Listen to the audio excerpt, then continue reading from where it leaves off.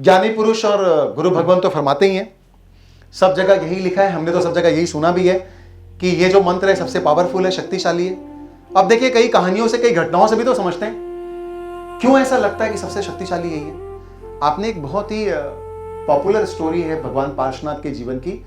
आपने हम सब ने सुनी है कि जब कमट नाम का जो तापस था वो यज्ञ कर रहा था और भगवान पार्श्वनाथ जब उन्होंने दीक्षा नहीं ली थी, वो राजकुमार थे, तो मालूम चला नगर में कि कोई तापस आया है और अग्नि के बीचों बीच बैठ करके कोई तप कर रहा है। तो भगवान पार्श्वनाथ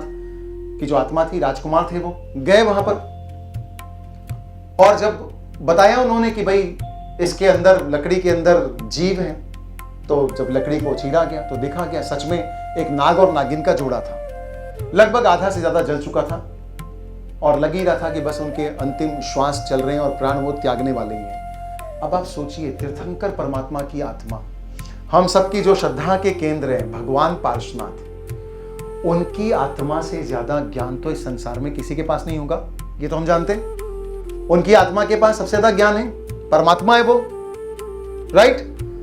अब उनको उस अंतिम क्षणों में उस नाग नागिन को कुछ सुनाना है जिससे उनकी आत्मा का कल्याण हो जाए। उन्होंने क्या सुनाया बताइए? सबसे ज्यादा ज्ञानी महापुरुष धरती पर पार्श्वनाथ परमात्मा,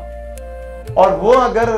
उस अंतिम पलों में, उस अंतिम क्षण में सबसे बेशकीमती और दुर्लभ जान करके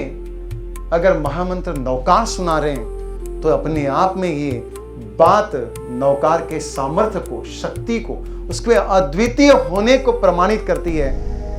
कि अगर एक भी लाइन, एक भी पद, 2 मिनट भी अगर किसी को सुनाना हो और सबसे बेशकीमती ज्ञान में से कुछ लेकर के उसको सुनाना हो, तो बेशकीमती चीज और दुर्लभ चीज क्या है, वो प्रभावशाली चीज क्या है, वो चमत्कारी चीज क्या है इस संसार के अंदर, तो वो है महामंत्र नौकार।